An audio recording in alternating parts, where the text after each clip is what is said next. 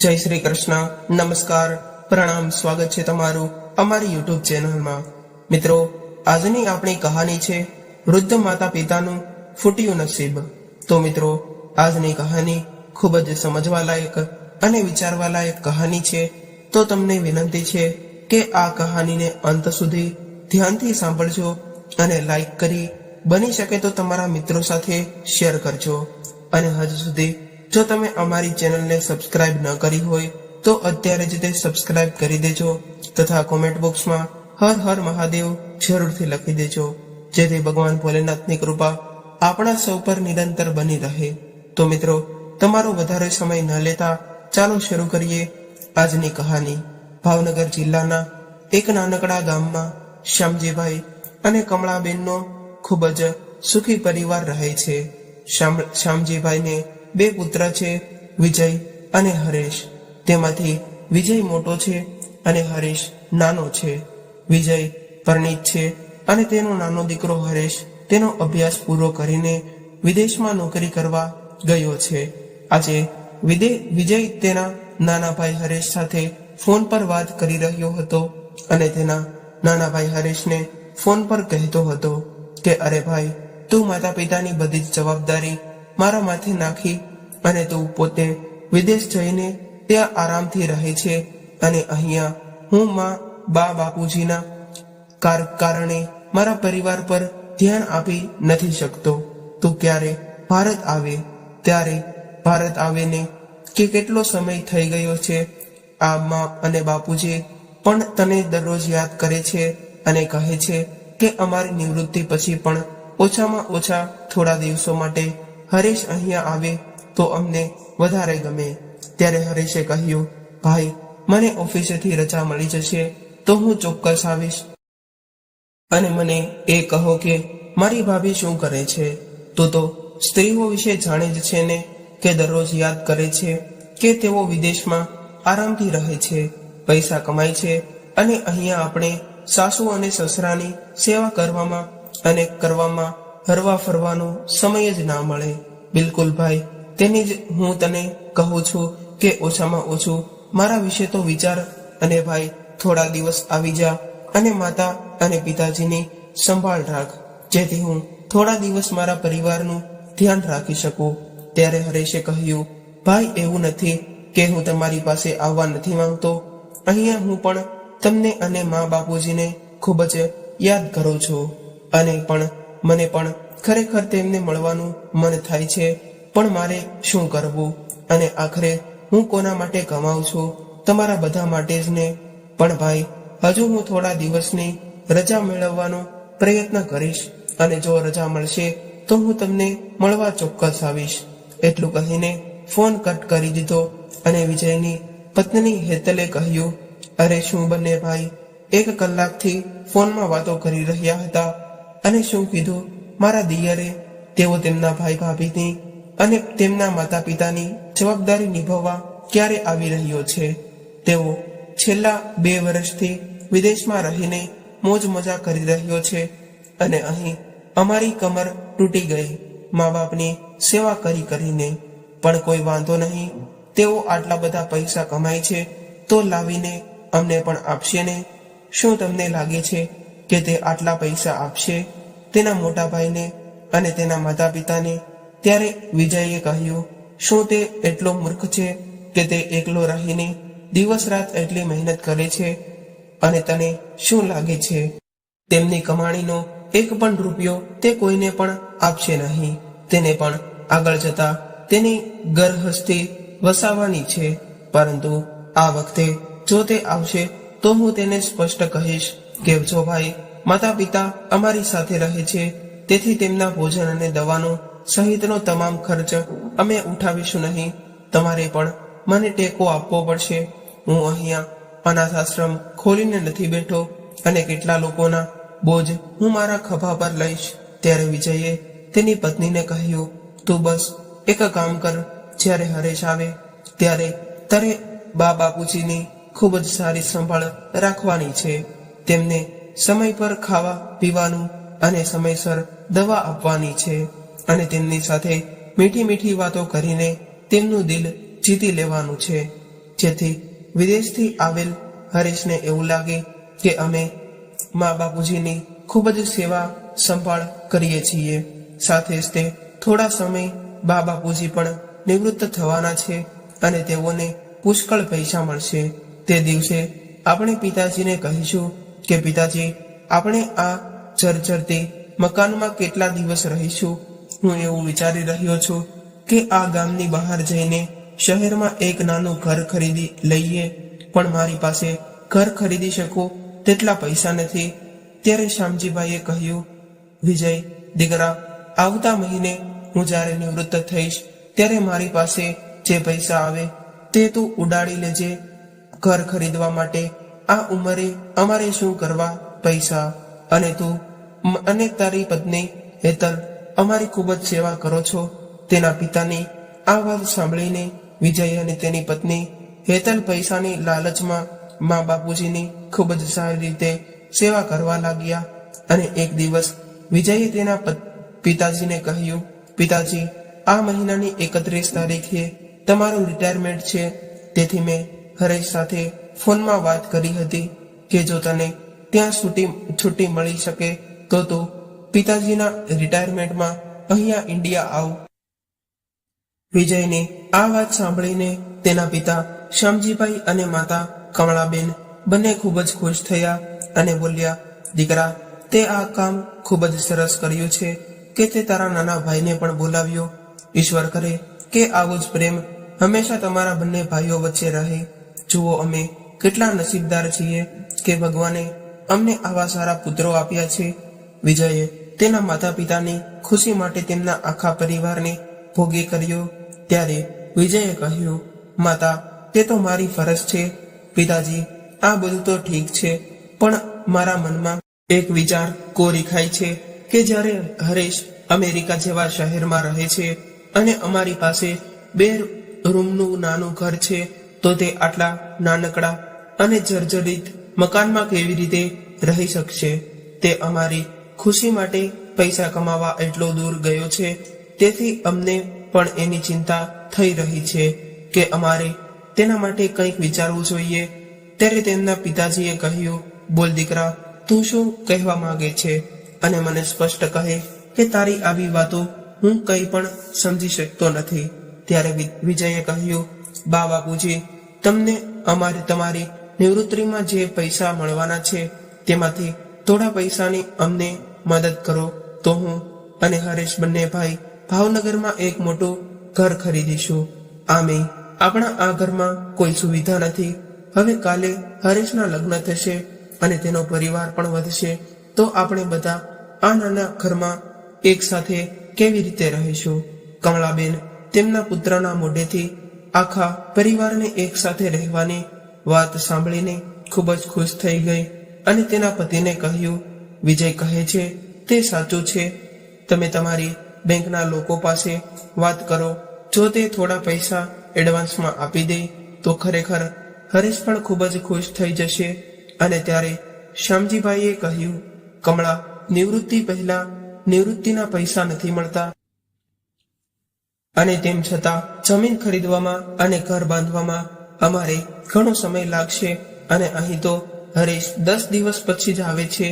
આ બધું આટલું જલ્દી કેવી રીતે થશે? ત્યારે વિજય બોલ્યો, બાપુજી, તમે આ બધી બાબતોની ચિંતા ન કરો. એ બધું મારા પર છોડી દો. અને કોણ કહે છે કે તમારે જમીન ખરીદીને ઘર બનાવવાનું છે? આ દિવસોમાં તમને તૈયાર ફ્લેટ મળી જાય છે. આપણે ખાલી પૈસાની વ્યવસ્થા કરવાની છે. બાકી બધુંનું કામ હું સંભાળી લઈશ. તમે જાણો છો કે મારા માટે એકલી કમાણી નથી. હું જે કમાઉં છું તે ઘર ખર્ચમાં જાય છે, જેથી હું થોડા પૈસા રોકીશ. ત્યારે કમળાબેને કહ્યું, વધુ વિચારશો નહીં. તમારા બાળકો જે કહે છે તે સારું જ કહે છે. પછી શ્યામજીભાઈએ તેના પુત્રની ખુશી માટે બેંકમાં અરજી કરી. શ્યામજીભાઈ બેંકના ખૂબ જ પ્રામાણિક કર્મચારી હતા, એટલે એક ક્ષણનો વિલંબ કર્યા વિના બેંકના મેનેજરે પૈસાની વ્યવસ્થા કરી દીધી. વિજય તો પહેલેથી જ ઘર જોઈને રાખ્યું હતું. તેણે બા બાપુજીની સામે ફક્ત એક યજ્ઞાકિત પુત્ર હોવાનો ઢોંગ કરી રહ્યો હતો. એક જ દિવસમાં તેના માતા અને પિતાને તે ઘર બતાવવા લઈ ગયો. ત્યારે જ તે ઘર જોઈને શ્યામજીભાઈ અને કમળાબેનની આંખોમાં આંસુ આવી ગયા. તેમને લાગ્યું કે અમે આખી જિંદગી આટલા બધા નાના ઘરમાં રહ્યા છીએ અને આટલા સંઘર્ષ કર્યા પછી પણ હવે આપણે આરામથી આ ઘરમાં રહીશું. ત્યારે વિજયને તેની પત્ની હેતલે પૂછ્યું, શું વિજય, આ ઘર તમે તમારા માતા પિતા ના નામે તમે લઈ રહ્યા છો? ત્યારે વિજય બોલ્યો કે મારું મગજ ખાલી નથી થઈ ગયું કે હું આ ઘર મારા માતા પિતાના નામે લઈશ. મેં આ ઘર લીધું છે તારા નામે. અને આ સાંભળીને હેતલે આનંદથી ઉછળવા લાગી. વિજયે પૂછ્યું, ઘર વેચવા માટે તેના પિતાને એક કોરા કાગળ પર સહી કરાવી અને તમારા નામે નવું મકાન ખરીદ્યું છે તેમ કહીને વિજયે જૂનું મકાન વેચી દીધું અને તેને નવું મકાન લીધું, તેની પત્નીના નામે લીધું અને તેના માતા પિતાને આ વાતની જાણ ન થવા દીધી. હવે આખો પરિવાર ખૂબ જ સારી રીતે રહેશે એમ વિચારીને તેની માતા અને પિતા બંને ખૂબ જ ખુશ થઈ ગયા. અને ટૂંક સમયમાં 10 દિવસ વીતી ગયા અને શ્યામજીભાઈની નિવૃત્તિનો સમય પણ આવી ગયો. આ બાજુ તેમનો બીજો પુત્ર હરેશ પણ વિદેશથી તેમની ભાભી અને ભત્રીજા માટે ઘણી બધી વસ્તુઓ લઈને આવ્યો. એને આવીને જોયું તો એવું જ જૂનું ઘર તેના ભાઈએ વેચી દીધું હતું. તો તે બોલ્યો, ભાઈએ ઘર વેચવું નહોતું, એ ઘરમાં અમારા બાળપણની યાદો હતી. બાળપણમાં અમે તે ઘરમાં કેટલી મસ્તી કરતા હતા. નવું મકાન લીધું, તમે મને કહ્યું પણ નહીં. ત્યારે હેતલ બોલી, દેવરજી, અમે આ ઘર તમારા માટે જ ખરીદ્યું છે. ના હોય, કારણ કે તમે ઘણા સમયથી એકલા રહો છો. હવે મારી દેરાણીને લાવવાનો સમય આવી ગયો છે. આપણે આ ઘરમાં રહીશું અને જુઓને ઘરમાં હજુ કેટલું કામ કરવાનું પણ બાકી છે. તમે આ સમયે ઉતાવળમાં આવી રહ્યા હતા એટલે અમે તાત્કાલિક ઘર શિફ્ટ કર્યું અને પૈસા પણ ખલાસ થઈ ગયા. હવે બધા રૂમમાં ફર્નિચરનું કામ બાકી છે. તમારા ભત્રીજાના રૂમમાં હજુ બહુ કામ બાકી છે. તે બિચારો જમીન પર સૂઈ રહે છે. પ્લીઝ તમે જલ્દી તેનો રૂમ કમ્પ્લીટ કરાવો. તેને ભણવામાં ખૂબ જ તકલીફ થાય છે. મને ખબર નથી અને ક્યાં સુધી અમારી કમાણીથી અમારું ઘર સંપૂર્ણ રીતે તૈયાર કરીશું. ત્યારે હરેશે કહ્યું, ભાભી, એક જ વારમાં ઘર પાછળ આટલો બધો ખર્ચ કરવાની શું જરૂર હતી? આપણે જે ચીજ વસ્તુઓની જરૂર હોય તે ચોક્કસ તમે ખરીદી કરીશું, બાકીનું બધું તો પછી થયા કરશે. ત્યારે તેની માતાએ કહ્યું, અરે દીકરા, તારા પિતાએ તેમની નિવૃત્તિના અડધા પૈસા આ ઘરમાં રોક્યા છે અને અમારું જૂનું ઘર વેચ્યા પછી તેણે તે પૈસા પણ આ ઘરમાં રોક્યા છે અને તારા ભાઈએ પણ આ ઘરમાં તેની પોતાની પાસેથી થોડા પૈસા રોક્યા છે. આ સાંભળીને હેતલ તેમની સાસુ માટે મોટું બગાડીને તે રડતા રડતા તેના રૂમમાં ગઈ. 2 દિવસ પછી બંને પુત્રો તેમના પિતા સાથે તેમની નિવૃત્તિ પાર્ટીમાં ગયા. ત્યાં બધા તેમના વખાણ કરી રહ્યા હતા. હવે તો શ્યામજીભાઈને શું વાંધો છે? એક દીકરો વિદેશમાં ઘણા પૈસા છાપે છે અને બીજો દીકરો અહીં ઘર ખરીદે છે. હવે તો શ્યામજીભાઈના બંને હાથમાં લાડુ છે. હવે તો તે ઈશ્વરની ભક્તિમાં જ તે આરામથી પોતાની વૃદ્ધાવસ્થા કાપશે. શ્યામજીભાઈ આવી વાતો સાંભળીને તે અવાચક થઈ ગયા અને તેની છાતી ગજગજ ફૂલી ગઈ હતી. પાર્ટીમાં હાજર દરેકના મોંમાંથી તેમના બાળકો વિશે વખાણ સાંભળ્યા પછી થોડા દિવસો પછી હરેશ તેના પિતાને કહ્યું, બાપુજી, તમે મારી સાથે આવીને વિદેશમાં કેમ નથી રહેતા? હવે તો હું અમેરિકામાં સેટલ થઈ ગયો છું. હું ત્યાં એકલો રહું છું. મને પણ તમારી બંનેની સેવા કરવાનો મોકો મળવો જોઈએ. એટલામાં હેતલ બોલી, અરે દિયરજી, તમે કામને લીધે આખો દિવસ ઘરની બહાર જ રહેશો તો પાછળથી તમારા મમ્મી પપ્પાનું ધ્યાન કોણ રાખશે? અને તમે હજી પરણ્યા પણ નથી તો કોણ સંભાળી શકે? પાછળથી માં અને પિતાજી ગમે તેમ કરીને દિવસ તો કાઢી નાખશે, પણ આ લોકો વિદેશી ભાષા નહીં સમજે તો આ લોકો સાથે શું વાત કરશે? ત્યારે તેમની માતાએ કહ્યું, દીકરા, વહુ કહે છે તે સાચું છે. એકવાર તું લગ્ન કરી લે, વહુ આવી જાય પછી તું કહે તે ત્યાં અમે તારી સાથે જઈશું. જવાબદારી નિભાવતા વિજયે ધીમેથી હેતલ પાસે જઈને કહ્યું, અરે આ મુસીબત ચાલી જઈ રહી હતી તો પછી તમે મને કેમ જવા દીધી નહીં? ત્યારે પાયલે મુસ્કુરાઈને કહ્યું, અરે મારા નિર્દોષ પતિ, તમે કેમ એમ કહો છો?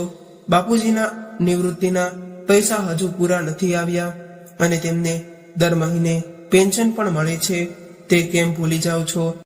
અને હું ફ્રીમાં ઘરનું કામ કરવા માટે નોકર ક્યાંથી લાવીશ? અને આનાથી સારા નોકર મને ક્યાંય નહીં મળે. તમે ચૂપ રહો અને તમારી પત્નીના કલામને જોતા રહો. હેતલની આ વાત સાંભળીને તેમના દિયર હરેશે કહ્યું, બા બાપુજી, તમારી ગમે તે ઈચ્છા હોય તો તમે મને કહી શકો છો. તેમ છતાં જો તમને કોઈ પણ વસ્તુની જરૂર હોય તો મને જણાવો. ત્યારે જ તે હેતલ બોલી, દિયરજી, હવે તો પિતાજીની આવકનો સ્ત્રોત પણ નથી રહ્યો અને આ વૃદ્ધાવસ્થામાં હજારો રોગો આવતા રહે છે. એકવાર તમે તેને ડોક્ટર પાસે લઈ જાઓ તો તે એક મોટું બિલ બનાવે છે અને તમારા ભાઈની આવક પણ આટલી બધી નથી. પછી અમારા બાળકોના ભણતરનો ખર્ચ પાછળ કેટલા પૈસા ખર્ચાય છે અને માતા પિતાના કારણે ઘરનું વિસ્તરણ પણ થાય છે, તે તમે સમજી શકો કે નહીં? હવે હરેશ તેમની ભાભીનો ઈશારો સમજી ગયો અને તેણે તરત જ તે 1 લાખ રૂપિયાના ચેક પર સાઇન કરીને તેના ભાઈને આપ્યો અને કહ્યું, ભાઈ, હું દર મહિને પૈસા મોકલાવતો રહીશ અને પિતાને દર મહિને પેન્શનના પૈસા મળે છે, તેથી આનાથી વધુ કોઈ ખર્ચ ન હોવો જોઈએ. અને હા, કૃપા કરીને કાકા તરફથી મારા ભત્રીજાનો રૂમ પૂરો કરાવો, જેથી તેને ભણવામાં મુશ્કેલી ન પડે. પછી બધાને અલવિદા કરીને તે વિદેશ જવા રવાના થયો. વિદેશને જતો હરેશને જતો જોઈને શ્યામજીભાઈ અને કમળાબેનની આંખો ભીની થઈ ગઈ. હરેશના ગયા પછી બધું બરાબર ચાલતું હતું. હેતલ તેની સાસુને મીઠી મીઠી વાતો કરીને ઘરના તમામ કામો કરાવતી અને ઘરના નાના મોટા અને બહારના કામ તેના સસરા પાસે કરાવતી હતી. વિજય પણ તેના પિતાને પૂરો સમય આપતો હતો અને નિવૃત્તિના પૈસા ખાતામાં આવવાના બાકી હોવાથી તેને વારંવાર બેંકમાં લઈ જતો હતો. એક દિવસ વિજયે તેના પિતાજીને કહ્યું, તમારે વારંવાર બેંકમાં આવવાની જરૂર ન પડે, તેથી હું તમારું બેંક ખાતું મારી સાથે જોઈન્ટ કરાવી દઉં છું. પછી બેંકનું તમામ કામ હું જાતે જ તે સંભાળી લઈશ. શ્યામજીભાઈ એક સરળ વ્યક્તિ હતા, તેથી તે તેના પુત્રને સમજી ન શક્યા અને આવું કરવાની પણ તેના પુત્રને હા પાડી. પછી તો વિજય ધીમે ધીમે તેના ખાતામાંથી બધા પૈસા તેના ખાતામાં ટ્રાન્સફર કરતો હતો. એક દિવસ હેતલે તેની સાસુને કહ્યું, તમે પેન્શનના પૈસા લાવ્યા છો? તો તેની સાસુએ કહ્યું, હા દીકરા, તે કોઈ કામ માટે બેંકમાં ગયા હતા, તેથી તેની સાથે લઈ આવ્યા છે. ત્યારે હેતલે કહ્યું, મમ્મી, આજકાલ મોંઘવારી ઘણી બધી વધી ગઈ છે અને આ વખતે રાશન લાવવા માટે પિતાજીને કહો, કારણ કે તેમની પાસે સમય નથી અને પૈસાની તંગી છે. આટલું કહીને હેતલ ત્યાંથી ચાલી ગઈ. બીજા દિવસે સવારે કમળાબેને તેના પતિને આ બધું કહ્યું. પછી શ્યામજીભાઈ એ હેતલને બોલાવીને કહ્યું, હેતલ દીકરા, દર મહિને હરેશ પણ વિદેશથી પૈસા મોકલે છે, તો પછી આટલી તકલીફ કેમ છે? અને મારે પેન્શનના પૈસા એટલા બધા ક્યાં આવે છે? અને મારી અને તારી માતા માટે દવાઓ પણ મારે લાવવાની હોય છે. ત્યારે હેતલ કહેવા લાગી, પિતાજી, તમે સમજો છો કે ઘર તૈયાર કરવામાં કેટલા પૈસા ખર્ચાયા અને તમારે શું જોઈએ છે? જે જોઈએ તે અમે આપીશું. પછી એક દિવસ હેતલ તેના સસરાને દૂધ લાવવા માટે કહ્યું અને પૈસા આપ્યા નહીં. એટલે શ્યામજીભાઈએ કહ્યું, વહુ દીકરા, પૈસા આપો એટલે હું દૂધ લઈને આવું. ત્યારે હેતલે કહ્યું, પિતાજી, મારી પાસે પૈસા નથી, તમારી પાસે જે પૈસા હોય ને એમાંથી લઈ આવો. હવે શ્યામજીભાઈ દૂધ લેવા માટે જાય છે અને એક થેલી દૂધની લઈને જ્યારે આવ્યા ત્યારે તે સંપૂર્ણ પરસેવાથી લપથપ થઈ ગયા હતા. આ જોઈને કમળાબેને કહ્યું, અમારી વ્યર્થા પુત્રવધૂને નહીં સમજાય. તમે વિજયને કેમ નથી કહેતા કે હવે આ વૃદ્ધાવસ્થામાં અમે આ બધું કરી નથી શકતા. તમારી હાલત તો જુઓ. આ ઉંમરે ખૂબ જ બહાદુર થવું યોગ્ય નથી. ત્યારે જ તે હેતલ ત્યાં આવી અને બોલી, બાપુજી, દૂધ લાવ્યા? હા બેટા. હે ભગવાન, તમે એક જ તે પેકેટ દૂધ લાવ્યા. એક પેકેટથી શું થશે? હવે હું તમારા માટે ચા બનાવીશ કે મારા પુત્રને સાંજે દૂધ આપીશ. અને માજી, આજે આપણી કામ કરવા વાળી આવવાની નથી, તો આજે ઝાડુ પોતા અને વાસણો તમારે જ સાફ કરવા પડશે. અને હા, છેલ્લે બાથરૂમ પણ સાફ કરી નાખશો. વહુ, હું એકલી કેટલું કામ કરીશ? તો હેતલ બોલી, માજી, મારી કીટી પાર્ટી છે, તેથી હું થોડી તૈયાર કરીશ. હવે હેતલનું તેના સાસુ અને સસરા પ્રત્યેનું વલણ દિવસે ને દિવસે ખરાબ થતું હતું. એ પહેલા તો એ પ્રેમથી કામ કરાવ્યા કરતી હતી, અને હવે તો હેતલનું રોજનું આ નાટક બની ગયું હતું. અને પગારના પૈસા બચાવવા તેમણે નોકરાણીને પણ રજા આપી દીધી હતી. ધીરે ધીરે સમય વીતવા લાગ્યો, અને હવે તો શ્યામજીભાઈ અને કમળાબેનની હાલત એકદમ ખરાબ થવા લાગી. હવે તો તેના દીકરાને પણ તેની માતા અને પિતા સાથે કોઈ લેવા દેવા ન હતી, અને પુત્રવધૂના અત્યાચારો ઓછા થવાના ચિહ્નો દેખાતા ન હતા. અને તે જોતા કમળાબેને કહ્યું કે આના કરતા તો આપણે હરેશ સાથે ગયા હોત તો તે સારું હતું. ત્યારે શ્યામજીભાઈ બોલ્યા, કોઈ ફાયદો નથી. હરેશ પણ અહીંથી ગયો પછી એમણે પણ ફોન કરીને આપણી ખબર પૂછી પણ નથી. આ સાંભળીને કમળાબેને કહ્યું, ના, એવું કંઈ નથી. 1-2 દિવસ પહેલા જ તે મેં વિજયને હરેશ સાથે વાત કરતા જોયો હતો. કદાચ હરેશ અમારી સાથે વાત કરવા માંગતો હતો, પણ વિજય તેને ખોટું બોલ્યો કે બા બાપુજી 2-3 દિવસથી વૃંદાવન ગયા છે. હું કાંઈ બોલવા ગઈ તે તરત જ પાછળથી હેતલે આવીને મારું મોઢું બંધ કરી દીધું, અને હવે આ ઘરમાં રહેવું ખૂબ જ મુશ્કેલ થઈ ગયું છે. મને ખબર નથી પુત્રવધુ અને દીકરો અમારી સાથે શું કરવાનું વિચારી રહ્યા છે. ત્યારે જ તે હેતલ દરવાજા પર કાન લગાવીને બધું સાંભળી રહી હતી. પછી સાંજે જ્યારે વિજય ઘરે આવ્યો ત્યારે હેતલે વિજયને બધું કહ્યું. તો વિજયે કહ્યું, હવે શું થશે? જો હરેશને આ આખી વાતની ખબર પડશે તો તે અમને પૈસા પણ આપવાનું બંધ કરી દેશે, અને કદાચ તે બા બાપુજીને પણ તેમની પાસે બોલાવી લેશે. જો તેને ખબર પડશે કે અમે બા બાપુજી સાથે ગેરવર્તન કરી રહ્યા છીએ તો તે અમને પણ નહીં છોડે. એટલું કહીને વિજય ચાલ્યો ગયો, અને હેતલે તેને પાછો બોલાવ્યો અને કહ્યું, જો તું મારી યોજના પ્રમાણે ચાલીશ તો તને કહી નહીં વાંધો થાય. હું જે રીતે જીવું છું તે રીતે તું કર, અને હરેશને કંઈ ખબર નહીં પડે. ત્યારે વિજય બોલ્યો, તું આવું શું કરવા જઈ રહી છે? શું વિચાર ચાલે છે તારા ખરાબ મનમાં? ત્યારે હેતલે વિજયના કાનમાં તેનો પ્લાન સંભળાવ્યો. ત્યારે હેતલનો પ્લાન સાંભળીને વિજય આનંદથી નાચવા લાગ્યો અને બોલ્યો, હેતલ, તે એવી રીતે પ્લાન બનાવ્યો છે કે સાપ મરી જશે અને લાકડી પણ નહીં તૂટે. ત્યારે હેતલે કહ્યું, હવે શરૂ કરો, કાલથી જ તે તમારા પ્લાન પર કામ. પછી વિજયે તરત જ તે હરેશને ફોન કર્યો અને કહ્યું, હરેશ, માતા અને પિતા બંને અમરનાથના દર્શન કરવા માટે ગયા છે, અને તેમાં લાખોનો ખર્ચ થશે. પણ હવે જો માતા પિતા ઈચ્છે તો એમને મોકલવા પણ જરૂરી છે. તો તું થોડા પૈસાની વ્યવસ્થા કર, અને હું અહીં થોડા પૈસાની વ્યવસ્થા કરીને એમને બંનેને સાથે આપીશ, અને આ બાપુજ અને બા બાપુજીને અમરનાથ યાત્રા માટે મોકલીશ. હરીશ, તું તો જાણે જ છે ને કે હું તને નહીં કહેતો, પરંતુ મારા પુત્રના ભણતર અને ઘરનો ખર્ચો પણ છે.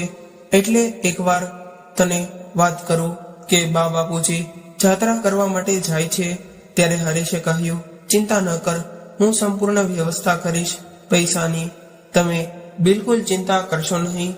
મારા માટે બા બાપુજીની ખુશીથી મોટું બીજું કંઈ નથી. ત્યારે વિજય બોલ્યો, ભાઈ, મને ખબર હતી કે તું આમ જ કહીશ. ત્યારે હરેશે કહ્યું કે મારી વાત બા સાથે કરાવ. તો વિજય બોલ્યો, ભાઈ, બા બાપુજીને હેતલ ખરીદી કરવા માટે ગયા છે, અને જાણો છો કે રસ્તામાં કેટલી ઠંડી હશે. પછી હરેશે કહ્યું, ઠીક છે ભાઈ, બા બાપુજી ખુશ છે તો હું પણ ખુશ છું. અને આમે ઘણો સમય થઈ ગયો છે કે તેમની સાથે વાત નથી કરી, તો હું તેને ખૂબ જ યાદ કરું છું. હરેશભાઈ, તું બા બાપુજીની જરાય ચિંતા ન કરતો. તું ફક્ત તારા કામ પર ધ્યાન આપ.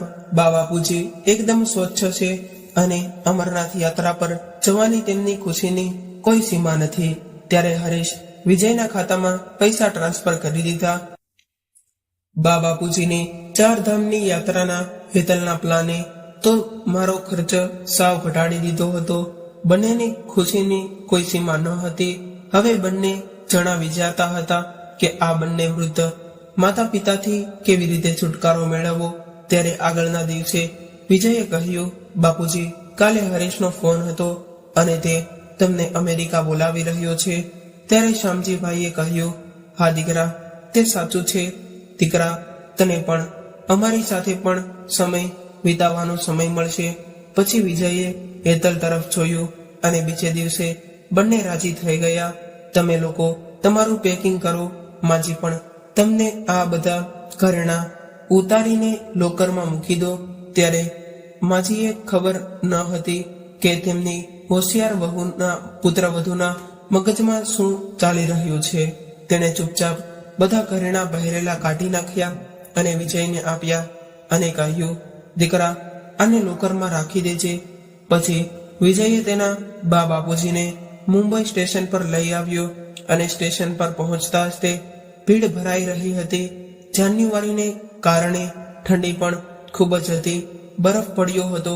ત્યારે કમળાબેને તેના પુત્રને કહ્યું, પુત્ર, અહીંથી એરપોર્ટ કેટલું દૂર છે? ત્યારે વિજયે કહ્યું, બા બાપુજી, અહીં ખૂબ જ ભીડ છે. તમે લોકો અહીં બેસો, હું હમણાં ટેક્સી લઈને આવું છું. અને અહીંથી લગભગ 1 કલાક લાગે છે સ્ટેશનથી એરપોર્ટ. અને આટલું કહીને વિજય ચૂપચાપ ત્યાંથી ચાલ્યો ગયો. લગભગ અડધો કલાક પછી શ્યામજીભાઈ બોલ્યા, ટેક્સી બાંધવામાં કેટલો સમય લાગે છે? હવે તો સવારથી સાંજ થઈને તો પછી પણ વિજય ન આવ્યો. ત્યારે શ્યામજીભાઈએ કહ્યું, કમળા, મને લાગે છે કે આપણો દીકરો આપણને અહીંયા એકલા મૂકીને ચાલ્યો ગયો છે. ના, મારો દીકરો એવું ન કરે. એ ક્યાંય ભીડમાં ખોવાઈ ગયો હોય. અરે કમળા, તારો દીકરો નાનો થોડો છે, તે ભીડમાં ખોવાઈ જાય. હવે તો રાતના 11 વાગ્યા હતા અને કમળાબેન પહોળી આંખોથી રસ્તા પર તરફ જોઈ રહ્યા હતા અને વિચારી રહ્યા હતા કે તે કોઈ મુશ્કેલીમાં આવી ગયો હશે. આટલા મોટા શહેરમાં તે ક્યાં ગયો હશે? તેને અમે ક્યાં ગોતીએ? બંનેએ એકબીજાનો હાથ પકડીને બીજા લોકોને પૂછવાનું શરૂ કર્યું અને આ અજાણ્યા શહેરમાં કોઈ ઓળખે છે? અને થાકીને બંને જણા એક ઝાડ નીચે બેસી ગયા અને શ્યામજીભાઈના ખિસ્સામાં થોડા પૈસા હતા. તે પૈસાથી કમળાબેન માટે ચા અને બિસ્કિટ લીધા અને એકબીજાના ખભા પર હાથ મૂકી અને તેઓ જમ્યા. પછી તેઓ ત્યાં જ સૂઈ ગયા. સવારે જ્યારે તેમની આંખ ખુલી ત્યારે તેણે જોયું કે તે લોકો તેમની આગળ છૂટા પૈસા નાખીને જતા હતા. આ જોઈને તેમનું હૃદય ભરાઈ આવ્યું કે લોકો તેમને ભિખારી માનતા હતા અને તેમની સામે સિક્કા વરસાવી રહ્યા હતા. તેમણે કમળાબેનની સામે સિક્કા વરસાવી રહ્યા હતા. ત્યારે તેમણે કમળાબેને કહ્યું કે કમળા, અમારે તો 2 પુત્રો હોવા છતાં લોકો અમને ભિખારી સમજી અને પૈસા આપે છે અને અમારા પુત્ર એમને આ દિવસો જોવા માટે છોડી ગયા. એક બેંકના આદરણીય વ્યક્તિ આજે લોકોની ભીખ પર નિર્ભર બની ગયો. હવે રાતથી સવાર થઈ ગઈ છે. હવે તો અમારો દીકરો અમને લેવા નહીં આવે અને તેણે અમારી સાથે છેતરપિંડી કરી છે અને ખબર નહીં કે અમે ક્યારે બીજે ક્યાંય જવા તૈયાર નહીં થઈએ. તેથી તેણે અમને છેતર્યા અને અમને અહીંયા છોડી દીધા. દીકરો અને વહુ ચાલ્યા ગયા. તેઓએ અમારી પાસેથી છુટકારો મેળવ્યો હતો. હવે શ્યામજીભાઈએ પોતાની જાત પર કાબુ રાખ્યો અને કમળાબેનનો હાથ પકડ્યો અને તેણે સ્ટેશન નજીકના આશ્રમમાં એક ઓરડો ભાડે લીધો અને તેમની પાસે હજુ પણ થોડા પૈસા હતા. જે તેઓ વાપરી શકતા હતા. તેમની વૃદ્ધાવસ્થાને કારણે તેઓ ખોરાક અને પાણી પણ મેળવી શકતા ન હતા અને મુંબઈ જેવા શહેરમાં તેમની મદદ કોણ કરશે? અને દીકરો તેમને છેતરી ગયો હતો અને તેનાથી છુટકારો મેળવવા માંગતો હતો. તેથી અમારા પ્રેમનો એમણે અમને આવો જવાબ આપ્યો. હવે શ્યામજીભાઈ પોતાની જાતને કાબૂમાં રાખીને મુંબઈ સ્ટેશન પાસે આવીને ઝાડ નીચે બેસીને તેણે લોકોના બૂટ પાલિશ કરવાનું કામ શરૂ કર્યું. અને બીજા તરફ વિજય અને હેતલ તેના માતા પિતાથી છુટકારો મેળવવાની ખુશીમાં ઉછળી રહ્યા હતા. અને હરેશને ફોન કરીને મેસેજ કર્યો અને કહ્યું, માતા પિતા અમરનાથની યાત્રામાં નીકળી ગયા છે. હવે તે 2 મહિના પછી પાછા આવશે. હવે આ રીતે સમય પસાર થવા લાગ્યો અને હરેશે લગ્ન કરવાનું નક્કી કર્યું. અને તેમને લાગ્યું કે હવે 2 મહિના થઈ ગયા હશે અને માતા પિતા પણ આવી ગયા હશે. તેણે ઝડપથી તેના ગામ જવા માટે ટિકિટ બુક કરાવી અને તેણે મુંબઈ એરપોર્ટની ફ્લાઇટ લીધી. ત્યાંથી સ્ટેશન અને પછી તેના ઘરે જવાના હતા. જ્યારે તેઓ મુંબઈ સ્ટેશન પર પહોંચ્યા ત્યારે શ્યામજીભાઈ એક ખૂણામાં બેસીને લોકોને બોલાવી રહ્યા હતા અને કહેતા હતા કે તમારા શૂઝને પોલિશ કરાવો, તમારા શૂઝને પોલિશ કરાવો. હરેશે તેમનો અવાજ સાંભળ્યો અને તેમને આ અવાજ પરિચિત લાગ્યો હતો. તેણે આજુબાજુમાં જોયું અને કોઈ ન દેખાણું. પછી તેણે પોતાનો થેલો ઉપાડ્યો અને સ્ટેશન તરફ ચાલવા લાગ્યો. અંદર પ્રવેશતા જ તે ફરીથી લોકોની ભીડને ઓળંગીને અવાજની નજીક ગયો. ત્યાં પહોંચ્યો ત્યારે તેને પોતાની આંખો પર વિશ્વાસ ન આવ્યો. આજ સુધી તેણે તેના પિતાને માનથી માથું ઊંચું રાખીને જીવતા જોયા હતા. આજે એ જ પિતા લોકોના પગરખા સાફ કરતા હતા. તેની માતા તેની બાજુમાં બેઠી હતી અને લોકોના ફાટેલા જૂના કપડાં લઈને ચાલી રહી હતી. આ જોઈને હરેશ તેના પિતાને ગળે લગાડી અને જોર જોરથી રડવા લાગ્યો. તેને કશું બોલવાની પણ ભાન નથી રહી. પછી ઘણીવાર પછી હરેશે તેની માતાને પૂછ્યું, માં, તમે બંને અહીં કેમ છો? તમે તો અમરનાથ યાત્રામાં ગયા હતા ને, તો પછી અહીં કેવી રીતે આવ્યા? હરેશની આંખોમાંથી સતત આંસુ વહી રહ્યા હતા. હું મારા માતા પિતા અને પિતાનો લાડકવાયો છું. મેં લગભગ મારું જીવન છોડી દીધું છે. મારા પુત્રને જોઈને હું જાણે વર્ષોથી લડતો હતો. હરેશે આજે તેની અલગ થયેલી માતાને મળ્યો અને હરેશે તેના બા બાપુજીને પહેલા ભોજન કરાવ્યું. પછી હરેશે તેની માતાને તેની સ્થિતિનું રહસ્ય પૂછ્યું. ત્યારે કમળાબેને કંઈ બોલી ન શક્યા. ત્યારે હરેશે તેના પિતાએ આખી ઘટના બતાવી.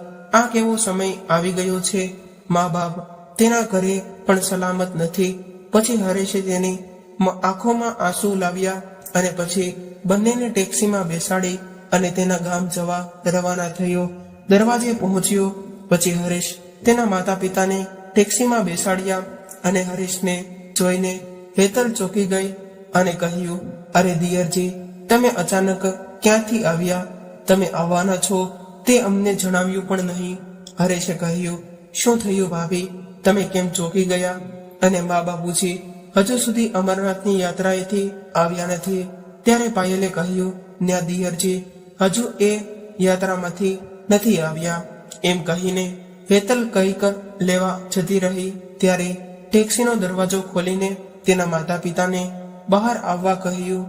ત્યારે વિજય તેના બા બાપુજી તરફ આગળ વધ્યો. ત્યારે તરત જ હરેશે તેના મોટા ભાઈના ગાલ પર જોરદાર થપ્પડ મારી અને કહ્યું, મારા બા બાપુજીને અડશો નહીં.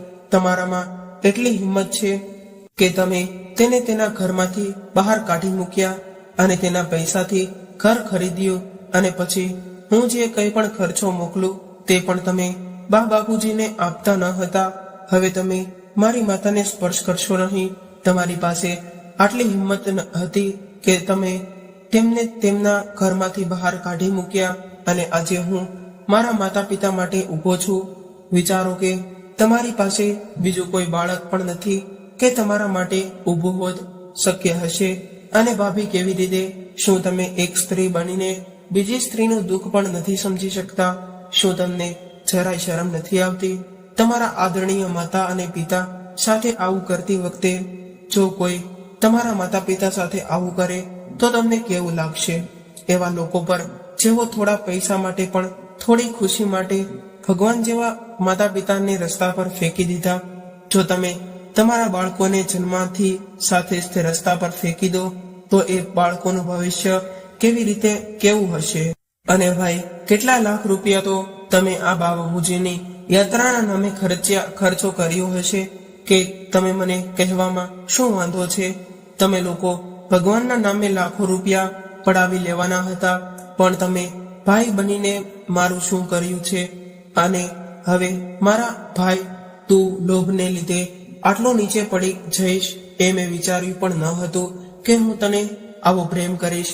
મેં પૈસા આપ્યા હોત, પણ પૈસા માટે તું માતા અને પિતા સાથે આવું વર્તન કરીશ એ મેં ક્યારેય વિચાર્યું ન હતું કે લોભને કારણે લોકો આંધળા બની જાય છે. પણ મેં આજે સાંભળ્યું હતું કે આજે મારી આંખોથી જોયું છે. હું તમને બંનેને ક્યારેય માફ નહીં કરીશ. હરીશે તત્કાલ પોલીસ સ્ટેશનમાં ફોન કર્યો અને વિજય વિરુદ્ધ પોલીસ સ્ટેશનમાં ફરિયાદ નોંધાવી. 10 મિનિટ પછી પોલીસ આવી ઘરે ત્યારે વિજયે કહ્યું કે અમે આવું કંઈ નથી કર્યું અને આ ઘર અમારું છે, મારા નામે છે, તો પોલીસ મને કેવી રીતે હેરાન કરશે? ત્યારે જ કમળાબેને તેના પુત્રને કડક મુઠ્ઠીમાં ખેંચ્યો અને કહ્યું કે હું કરી શકું છું. તમે બંને મારા પુત્રો છો એમ માનતા નહીં કે તમે આટલા સ્વાર્થી કેમ બન્યા? અમારામાંથી શું ખૂટતું હતું? અરે, મેં તને 9 મહિના મારા ગર્ભમાં ઉછેર્યો અને તને આટલો પ્રેમ આપ્યો. ત્યારે વિજયનું માથું નીચું ઝૂકી ગયું છે. હું શા માટે કોઈની છોકરીની ફરિયાદ કરું? જ્યારે મારો પોતાનો દીકરો ખોટો નીકળ્યો હોય તો તેના માતા પિતાને કડકડતી ઠંડીમાં ભૂખ અને તરસથી તડપતા છોડી દીધા હતા અને તારામાં તો દયાભાવ પણ નથી. ત્યારે હરેશે કહ્યું, ભાઈ, તમે આટલા દિવસથી મારી મમ્મી પપ્પા સાથે વાત કરી નથી, તેથી જ તે હું પહેલેથી જ થોડી શંકાશીલ હતો. જુઓ, મારા શેઠે તેના માતા અને પિતાને હેરાન કરવાના ગુનામાં ફેરવી દીધી હતા. ત્યારે તેની માતા અને સસરાને હેરાન કરવાના ગુનામાં તેને પોલીસ ઉપાડી ગઈ અને હવે હરેશ મને વિદેશ લઈ ગયો અને ત્યાં જઈને હરેશે એક ભારતીય યુવતી સાથે લગ્ન કર્યા અને ખુશીથી પોતાનું ઘર ચલાવવાનું શરૂ કર્યું.